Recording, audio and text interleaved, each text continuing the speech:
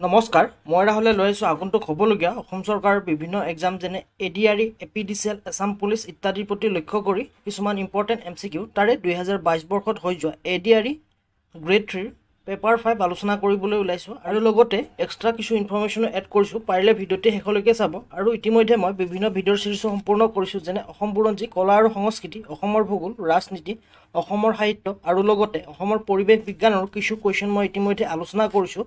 যদি আপোনালোকে ভিডিঅ'বোৰ চোৱা নাই ভিডিঅ'টিৰ ডেছক্ৰিপশ্যনতে পাব লিংকবোৰ আৰু ইতিমধ্যে হৈ যোৱা সকলোবোৰ ভিডিঅ'ৰ আপোনালোকে PDF ল'ব পাৰিব মোৰ টেলিগ্ৰাম চেনেলৰ পৰা। টেলিগ্ৰাম চেনেলৰ লিংকো মই ভিডিঅ'টিৰ ডেছক্ৰিপশ্যনতে দি দিম। পিছে বলক পলম নকৰাকৈ আজিৰ 2022 বৰ্ষত হৈ যোৱা এডিআৰই গ্ৰেড 3 পেপাৰ 5 আলোচনা কৰোঁ, অৰ্থাৎ যিখন ড্ৰাইভাৰসকলৰ বাবে অনুষ্ঠিত হৈছিল সেই কুৱেশ্যন পেপাৰখন আলোচনা কৰোঁ। কুৱেশ্যন 21 নম্বৰ, নিম্নলিখিতসমূহৰ কোনে দিন ইলাহীৰ প্ৰৱৰ্তন কৰিছিল? এ দিছে ঔৰংজেব, বি দিছে বাবৰ, চি দিছে শ্বাহজাহান, ডি দিছে আকবৰ। ইয়াৰ ৰাইট এনচাৰটো হ'ব D Akbar.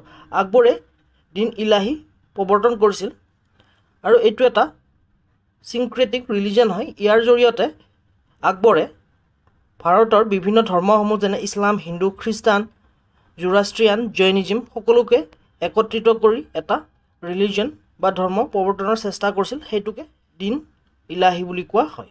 Next question 22 number, নিম্নলিখিতসমূহৰ কোনটো কেন্দ্ৰশাসিত অঞ্চল নহয়? এ দিছে পণ্ডিচেৰী, বি দিছে লাডাখ, চি দিছে কোডাই কুনাল, ডি দিছে চণ্ডীগড়। ইয়াৰ ৰাইট এনচাৰটো হ'ব C Kodaikanal. Kodaikanal কেন্দ্ৰশাসিত অঞ্চল নহয়। তদুপৰি পণ্ডিচেৰী কেন্দ্ৰশাসিত অঞ্চল হয়, লাডাখো কেন্দ্ৰশাসিত অঞ্চল হয় আৰু লাডাখক নতুনকৈ কেন্দ্ৰশাসিত অঞ্চল কৰিছে যি জম্মু কাশ্মীৰৰ পৰা পৃথক কৰি সৃষ্টি কৰা হৈছে। আৰু চণ্ডীগড়ো কেন্দ্ৰশাসিত অঞ্চল হয় আৰু চণ্ডীগড় হৈছে পাঞ্জাৱ আৰু হাৰিয়ানাৰ কেপিটেল। ভাৰত স্বাধীনতাৰ পূৰ্বে এই পণ্ডিচেৰী আছিল ফ্ৰেঞ্চ কলনী আৰু ইয়াক ভাৰতে 1954ত অকুপাই বা টেক অভাৰ কৰে। তাৰোপৰি লাডাখক জম্মু কাশ্মীৰৰ পৰা পৃথক কৰি 31 অক্টোবৰ 2019 চনত ইউটি হিচাপে গঠন কৰা হয় আৰু ইয়াত লেজিছলেটিভ এছেম্বলি নাই। তাৰোপৰি চণ্ডীগড়ক প্লেন চিটি বুলি কোৱা হয় আৰু ইয়াক প্লেন কৰি বনোৱা হৈছিলে আৰু ইয়াক ছুইচ ফ্ৰেঞ্চ আৰ্কিটেক্সাৰ লি কৰ্বুছাৰে 1950 চনত ইয়াক ডিজাইন কৰে। নেক্সট কুৱেশ্যন 23 নম্বৰ, কোন দুই শক্তিৰ মাজত ইয়াণ্ডুবা সন্ধি স্বাক্ষৰিত হৈছিল? এ দিছে ব্ৰিটিছ আৰু ব্ৰহ্মদেশ, বি দিছে ব্ৰহ্মদেশ আৰু আহোম, চি দিছে আহোম আৰু ব্ৰিটিছ, ডি দিছে ব্ৰিটিছ আৰু চীন। ইয়াৰ ৰাইট এনচাৰটো হ'ব এ ব্ৰিটিছ আৰু ব্ৰহ্মদেশ। ব্ৰিটিছ আৰু ব্ৰহ্মদেশৰ মাজতে ইয়াণ্ডুবা সন্ধি স্বাক্ষৰিত হৈছিল আৰু এই সন্ধিখন 1826 চনৰ ফেব্ৰুৱাৰী মাহৰ 24 তাৰিখে স্বাক্ষৰিত হয় আৰু সেই সময়ত ব্ৰহ্মদেশৰ ৰজা আছিল কিং আভা। নেক্সট কুৱেশ্যন 24 নম্বৰ, সংস্কৃত নাটক অভিজ্ঞান শকুন্তলম মোৰ ৰচিতা কোন আছিল? এ দিছে পানানি, বি দিছে কোলহান, চি দিছে অশ্বঘোষ, ডি দিছে কালিদাস। ইয়াৰ ৰাইট এনচাৰটো হ'ব কালিদাস। কালিদাসেই অভিজ্ঞানম শকুন্তলম লিখিছিল আৰু তেওঁ আছিল 4th to 5th চেঞ্চুৰীৰ এজন মেজৰ ৰাইটাৰ। তাৰোপৰি পানানি এই অপশ্যনটো দিছে, তেওঁ সংস্কৃত গ্ৰামাৰ লিখিছিল যিখনৰ নাম আছিল অষ্ট অধ্যায়। চি অপশ্যন দিছে অশ্বঘোষ, তেওঁ আছিল বুদ্ধিষ্ট ফিলচফাৰ আৰু তেওঁ 80 CEৰ পৰা 150 CE বা সেই সময়ৰ ভিতৰত আছিল। তাৰোপৰি বি অপশ্যনটো দিছে কোলহান আছিল কাশ্মীৰী হিষ্টৰিয়ান এণ্ড পয়েট আৰু তেওঁ লিখিছিল ৰাষ্ট্ৰৰংগিনী। নেক্সট 25 নম্বৰ, বাৰ্ষিক জোনবিল মেলাৰ বিশেষ বৈশিষ্ট্য হৈছে? এ দিছে ই অহনিশে চলি থাকে, বি দিছে ইয়াত মহিলাসকলৰ প্ৰৱেশৰ অনুমতি নাই, চি দিছে বিনিময় প্ৰথা, ডি দিছে পশুধন একচেটিয়া ব্যৱসায়। ইয়াৰ ৰাইট এনচাৰটো হ'ব চি বিনিময় প্ৰথা। আৰু এইখন হয় মৰিগাঁও জিলাত, মনত ৰাখিব, সুধিব পাৰে কোনখন জিলাত অনুষ্ঠিত হয় জোনবিল মেলা। 26 নম্বৰ কুৱেশ্যন, অসমৰ ৰাজ্যিক পক্ষী হৈছে? এ দিছে কুলি, বি দিছে ধনেশ, চি দিছে ময়ূৰ, ডি দিছে দেওহা। ইয়াৰ ৰাইট এনচাৰটো হ'ব ডি দেওহা। দেওহাই হৈছে অসমৰ ৰাজ্যিক পক্ষী। তাৰোপৰি কুলি হৈছে ঝাৰখণ্ড আৰু পণ্ডিচেৰীৰ ৰাষ্ট্ৰীয় পক্ষী বা যাক ইণ্ডিয়ান কয়েল বুলি কোৱা হয় আৰু ধনেশ হৈছে অৰুণাচল প্ৰদেশ আৰু কেৰেলাৰ ষ্টেট বাৰ্ড যাক আমি ইংলিছত হৰ্ণবিল বুলি জানো আৰু হৰ্ণবিল ফেষ্টিভেল নাগালেণ্ডত উদযাপন কৰা হয়। পখাই হৰ্ণবিল ফেষ্টিভেল অৰুণাচল প্ৰদেশত অনুষ্ঠিত কৰা হয় আৰু ময়ূৰ হৈছে ভাৰতৰ ৰাষ্ট্ৰীয় পক্ষী। তাৰোপৰি উৰিষ্যাৰ ষ্টেট বাৰ্ড হৈছে ময়ূৰ। নেক্সট কুৱেশ্যন 27 নম্বৰ, উমানন্দ মন্দিৰ কোন পাহাৰত অৱস্থিত? এ দিছে চিত্ৰাচল, বি দিছে ভীমাচল, চি দিছে বিন্ধ্যাচল, ডি দিছে সন্ধ্যাচল। ইয়াৰ ৰাইট এনচাৰটো হ'ব বি ভীমাচল। ভীমাচল পাহাৰতেই উমানন্দ মন্দিৰ অৱস্থিত আৰু উমানন্দ মন্দিৰটো এতিয়া আইচলেণ্ডত আছে ব্ৰহ্মপুত্ৰৰ মাজত আৰু সেইটো হৈছে পিকক আইচলেণ্ড। নেক্সট কুৱেশ্যন 28 নম্বৰ, অস্ত্ৰোপচাৰৰ পিতৃ বুলি জনাজাত প্ৰাচীন ভাৰতীয় চিকিৎসক কোন আছিল? এ দিছে চৰক, বি দিছে সুশ্ৰুত, চি দিছে ভাগৱত, ডি দিছে বিনায়ক। ইয়াৰ ৰাইট এনচাৰটো হ'ব বি সুশ্ৰুত। সুশ্ৰুত আছিল ভাৰতীয় চিকিৎসক যাক অস্ত্ৰোপচাৰৰ পিতৃ বুলি জনা যায়।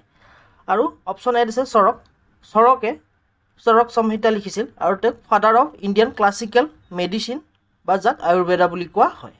নেক্সট 29 নম্বৰ কুৱেশ্যন, ভাৰতীয় সংবিধানত কিমান সংখ্যক অনুসূচী আছে? এ দিছে 14, বি দিছে 10, চি দিছে 15, ডি দিছে 12। ইয়াৰ ৰাইট এনচাৰটো হ'ব ডি 12। ভাৰতৰ সংবিধানত 12টা অনুসূচী আছে আৰু ইয়াৰে প্ৰথমত আছে ৰাজ্য আৰু ইউনিয়ন টেৰিটৰীসমূহৰ নাম বা এই বিষয়ে উল্লেখ আছে। 2 নম্বৰত আছে বা 2 নম্বৰ অনুসূচীত আছে ৰাষ্ট্ৰপতি, গভৰ্ণৰ, স্পীকাৰ, সুপ্ৰিম কোৰ্টৰ জাজ, হাইকোৰ্টৰ জাজ, CAG ইত্যাদিৰ দৰমহাৰ বিষয়ে। আৰু 3 নম্বৰ অনুসূচীত আছে মিনিষ্টাৰসকলৰ শপত গ্ৰহণ, MP সকলৰ শপত গ্ৰহণ, সুপ্ৰিম কোৰ্টৰ জাজৰ শপত গ্ৰহণ, CAG হাইকোৰ্টৰ জাজ ইত্যাদিৰ শপত গ্ৰহণৰ বিষয়ে উল্লেখ আছে। আৰু 4 নম্বৰত উল্লেখ আছে এলোকেশ্যন ছিট অফ ৰাজ্যসভা, 5ত আছে চিডিল এৰিয়া, 6ত আছে 6 চিডিল এৰিয়া আৰু সেই এৰিয়াসমূহ আসাম, মেঘালয়, ত্ৰিপুৰা আৰু মিজোৰামৰ বিষয়ে উল্লেখ আছে। 7ত আছে 3খন লিষ্ট, যিকেইখন হৈছে চেণ্ট্ৰেল লিষ্ট, ষ্টেট লিষ্ট আৰু কনকাৰেণ্ট লিষ্ট। 8ত উল্লেখ আছে লেংগুৱেজ, 9ত আছে লেণ্ড, 10ত আছে এণ্টি ডিফেকশ্যন ল, 11ত আছে পঞ্চায়ত, 12ত আছে মিউনিচিপালিটিজ। 30 নম্বৰ কুৱেশ্যন, কোন ৰাজ্যৰ ৰাজ্যিক ফুল হৈছে কপৌ? এ দিছে অৰুণাচল প্ৰদেশ, বি দিছে ত্ৰিপুৰা, চি দিছে মণিপুৰ, ডি দিছে ছিকিম। ইয়াৰ ৰাইট এনচাৰটো হ'ব এ অৰুণাচল প্ৰদেশ। অৰুণাচল প্ৰদেশৰে ৰাজ্যিক ফুল হৈছে কপৌ ফুল। তাৰোপৰি মণিপুৰৰ ৰাজ্যিক ফুল হৈছে চিৰুই লিলি বা লিলিয়াম বুলিও ক'ব পাৰে আৰু চাইণ্টিফিক নেম হৈছে মেকলিনিয়া। ত্ৰিপুৰাৰ ৰাজ্যিক ফুল হৈছে নাগেশ্বৰ বা নাহৰ আৰু ইয়াৰ চাইণ্টিফিক নাম হৈছে মেচিঅ' ফেৰিয়া। আৰু ত্ৰিপুৰাৰ ষ্টেট এনিমেল হৈছে ফেৰিয়া লিফ মংকি আৰু ত্ৰিপুৰাৰ ষ্টেট ট্ৰী হৈছে আগাৰ উড। তাৰোপৰি ছিক্কিমৰ ৰাজ্যিক ফুল হৈছে ডেণ্ড্ৰবিয়াম নবিলি। নেক্সট কুৱেশ্যন 31 নম্বৰ, যি দুই বিপৰীত শক্তিৰ মাজত দ্বিতীয় বিশ্বযুদ্ধ সংঘটিত হৈছিল সেই শক্তি দুটা দেশ বুলি কোৱা হয়। এ দিছে এক্সিছ আৰু এলাইট, বি দিছে এলাইট আৰু এক্সিয়ম, চি দিছে এলাইট আৰু গেমন, ডি দিছে গেমন আৰু এক্সিয়াম। ইয়াৰ ৰাইট এনচাৰটো হ'ব এ এক্সিছ আৰু এলাইট। আৰু এইবাৰো সুধিছিলে কিন্তু কাণ্ট্ৰিৰ নাম সুধিছিলে এইটো কুৱেশ্যন। ইয়াতে এক্সিছত আছিল বা এক্সিছ গ্ৰুপত আছিল Germany, Italy, Japan, Hungary, Romania, Bulgaria, Slovakia আৰু ক্ৰ'য়েছিয়া। আৰু এলাইট পাৱাৰত আছিল বা এলাইট শক্তিত আছিল UK, United state, Soviet union আৰু চাইনা। নেক্সট কুৱেশ্যন 32 নম্বৰ, কোন স্থানত শেহতীয়াকৈ এক গুৰুতৰ তৈলক্ষেত্ৰ দুৰ্ঘটনা সংঘটিত হৈছিল? এ দিছে টিংখং, বি দিছে সৰু পথাৰ, চি দিছে মেৰাপানী, ডি দিছে বাগজান। ইয়াৰ ৰাইট এনচাৰটো হ'ব ডি বাগজান। বাগজানতে তৈলক্ষেত্ৰৰ এক দুৰ্ঘটনা সংঘটিত হৈছিল বা তেল খাদত জুই লাগিছিল। নেক্সট কুৱেশ্যন 33 নম্বৰ, বীৰ চিলাৰায়ৰ প্ৰকৃত নাম কি আছিল? এ দিছে জন্মেজয়, বি দিছে শুক্লধ্বজ, চি দিছে কালাপাহাৰ, ডি দিছে মল্লদেৱ। ইয়াৰ ৰাইট এনচাৰটো হ'ব বি শুক্লধ্বজ। শুক্লধ্বজে হৈছে বীৰ চিলাৰায়ৰ প্ৰকৃত নাম। তাৰোপৰি মল্লদেৱ হৈছে নৰনাৰায়ণৰ নাম আৰু তেওঁলোকৰ আৰু এজন ভাতৃ আছিল যাৰ নাম হৈছে গোসাঁই কমল। আৰু এই নামকেইটা মনত ৰাখিব, প্ৰায়ে এক্সামত সোধা যায়। কোনোবা বছৰ সোধে মল্লদেৱ কোন আছিল বা মল্লদেৱৰ আন এটি নাম বা নৰনাৰায়ণৰ আন এটি নাম বুলি সোধে। ঠিক সেনেকৈ শুক্লধ্বজ কাৰ নাম এনেকৈও সোধে। চ' মনত ৰাখিব নামকেইটা। নেক্সট কুৱেশ্যন 34 নম্বৰ, টুচু পূজা কোন জনগোষ্ঠীৰ এক গুৰুত্বপূৰ্ণ উৎসৱ? এ দিছে বিষ্ণুপ্ৰিয়া, বি দিছে অসমৰ চাহ জনজাতি, চি দিছে ডিমাচা, ডি দিছে কুকি জনগোষ্ঠী। ইয়াৰ ৰাইট এনচাৰটো হ'ব বি অসমৰ চাহ জনজাতি। অসমৰ চাহ জনজাতিয়ে এই টুচু পূজা পালন কৰে।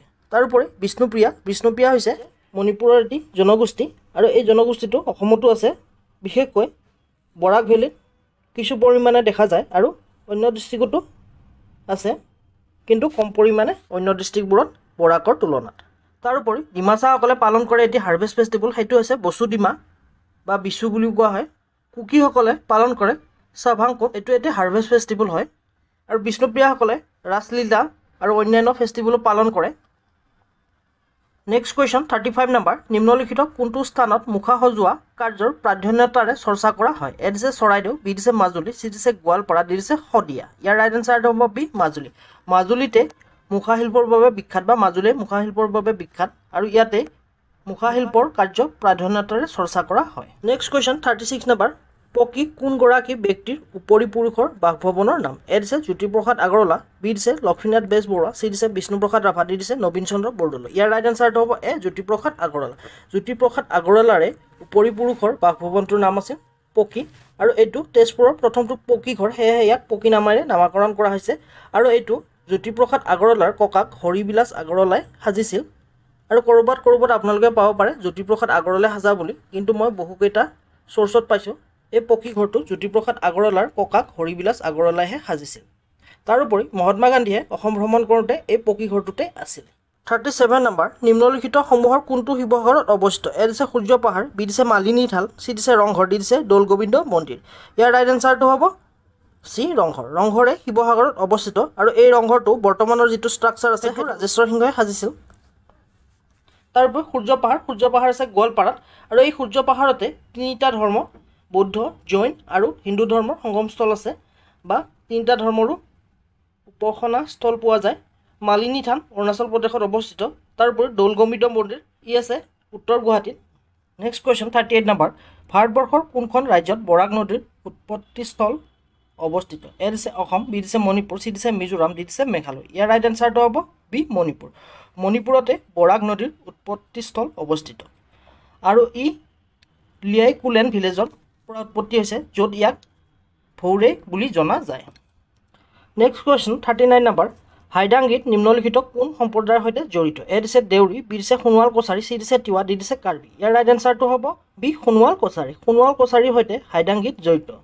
তাৰোপৰি দেউৰীসকলৰ সৈতে বিচু বা দেউৰীসকলৰ সৈতে জড়িত এটি উৎসৱ হৈছে বিচু। কাৰ্বিসকলৰ সৈতে জড়িত হৈছে হাছা, কেকন, চুজন, ৰংকেকৰ, পেংকাৰকিল ইত্যাদি।